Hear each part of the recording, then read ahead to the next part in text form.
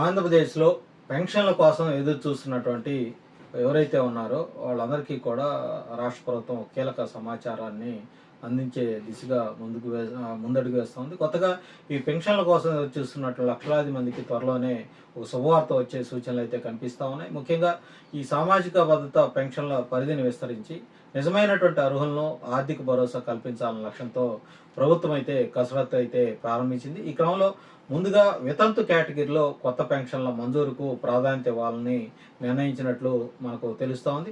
రాష్ట్రంలో భర్తను కోల్పోయి ఆర్థికంగా ఇబ్బందులు ఎదుర్కొంటున్నటువంటి మహిళలకు తక్షణ సహాయం అందించాలనే ఉద్దేశంతో ఈ నిర్ణయం తీసుకున్నట్లు తెలుస్తోంది.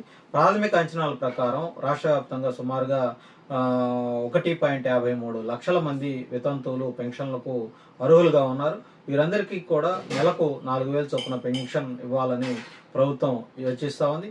ఈ పథకం అమల్లోకి వస్తే నెలకు సుమారుగా 61 కోట్ల వరకు ఖర్చు అవుతుందని అధికారులు అంచనా వేస్తూ ఉన్నారు. అయితే ఇది కేవలం ఆర్థిక భారం మాత్రమే కాకుండా సమాజంలో బలహీన వర్గాలకు ఒక భరోసాగా కూడా అవుతుందని ప్రభుత్వం అయితే భావిస్తూ ఉంది. ముఖ్యంగా కుటుంబానికి ఆధారమైనటువంటి వ్యక్తిని కోల్పోయిన తర్వాత ఆర్థికంగా ఇబ్బందులు ఎదుర్కొనే మహిళలకు ఇది ఒక కీలక మద్దతుగా నిలవబోతుందని మనం చెప్పుకోవచ్చు. ఇప్పటికే ప్రభుత్వం అమలు చేస్తున్న ఒక ముఖ్యమైనటువంటి విధానం స్పౌజ్ కేటగిరీ. పింఛన్ పొందుతున్న భర్త గనక మరణిస్తే వెంటనే ఆ పింఛన్ను భార్య పేరు మీద ట్రాన్స్ఫర్ చేసే విధానం అమల్లోకి తీసుకురావడం జరిగింది. ఈ ప్రక్రియ ప్రతి నెలా కూడా కొనసాగుతుంది. ఇప్పటికే సుమారుగా 2.30 లక్షల మందికి ఈ విధంగా కొత్త పెన్షన్ల మంజూరు చేయటం జరిగింది.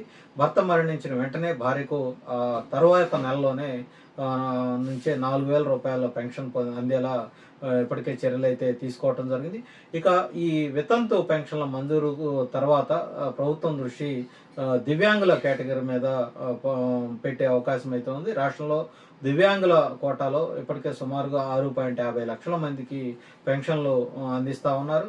అయితే కొత్తగా దాదాపు 1,00,000 మంది వరకు దరఖాస్తులు ఈ దివ్యాంగ పెన్షన్ల కోసం రావటం జరిగింది. వీటిని కూడా పరిశీలించి అర్హులకు పెన్షన్లు ఇవ్వాలని ప్రభుత్వం ఆలోచన చేస్తూ ఉంది.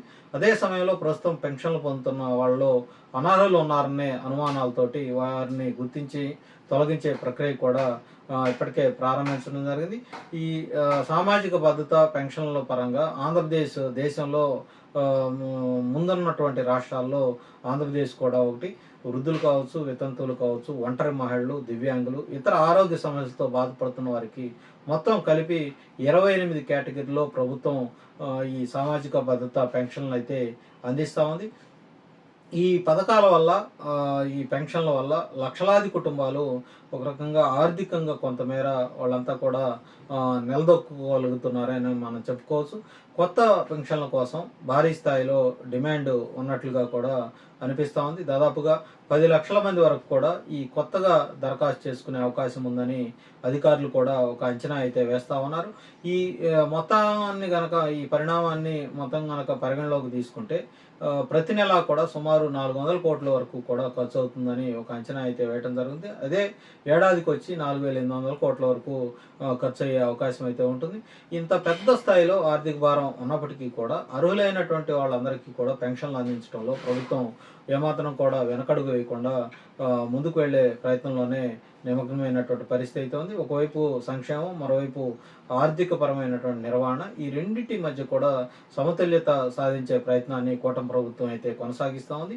ఇక ఈ పథకాల అమలుకు సంబంధించి ఒక ముఖ్యమైనటువంటి టైం లైన్ కూడా రాష్ట్ర ప్రభుత్వం తీసుకోబోతుందని చెప్తా ఉన్నారు. కూటమి ప్రభుత్వం అధికారంలోకి వచ్చి ఈ 2 ఏళ్ల కాలం పూర్తవబోతా ఉంది. రేపు జూన్ 12 నాటికి కూటమి ప్రభుత్వ అధికారంలోకి వచ్చి 2 ఏళ్ల కాలం పూర్తవుతుంది. కాబట్టి ఈ 2026 జూన్ 12వ తేదీ నాటికి ఒక లక్ష్యంగా పెట్టుకొని ఆ రోజు నుంచి ఈ వితంతు పెన్షన్ల మంజూరును ప్రారంభించే అవకాశం అయితే ఉందని మనకు సమాచారం ఉంటుంది. దీనిపై త్వరలోనే రాష్ట్ర ప్రభుత్వం ఒక అధికారికమైనటువంటి ప్రకటన ఇచ్చే అవకాశాలు అయితే కనిపిస్తూ ఉన్నాయి. మొత్తానికి ఈ కొత్త పెన్షన్ల మంజూరు అంశంపై ప్రభుత్వం ఒక సీరియస్గా కసరత్తు చేస్తుందని మనం చెప్పుకోవచ్చు. అర్హులైనటువంటి వారికి సమయానికి సహాయం అందించాలన్నటువంటి లక్ష్యంతో తీసుకుంటున్నటువంటి చర్యలు సామాజిక భద్రతా వ్యవస్థను మరింత బలోపేతం చేసే అవకాశం అయితే కనిపిస్తూ ఉంది. రాబోయే రోజుల్లో దీని మీద ఒక పూర్తి స్పష్టత రానుండగా లక్షలాది మంది లబ్ధిదారులు ఈ నిర్ణయాన్ని ఆసక్తిగా ఎప్పుడు కూటమి ప్రభుత్వం ఒక మంచి ప్రకటన చేస్తుందని ఆసక్తిగా ఎదురు చూస్తా ఉన్నారు. ఏదేమైనప్పటికీ కూడా కూటమి ప్రభుత్వం ఏర్పడి 2 ఏళ్ల కాలం పూర్తి చేసుకోబోతున్నటువంటి జూన్ 12 నాటికి ఈ సామాజిక భద్రతకు సంబంధించినటువంటి పెన్షన్లు ఏవైతే ఉన్నాయో వాటి కొత్త పెన్షన్లకు సంబంధించి ఒక కీలక ప్రకటన అయితే ఈ లోపే వచ్చే అవకాశం ఉంది. జూన్ 12 నుంచి కూడా ఈ కొత్త పెన్షన్లకు సంబంధించి అమలు దిశగా కూటమి ప్రభుత్వం అడుగులు ముందుకు వేస్తుందని మనం చెప్పుకోవాలి.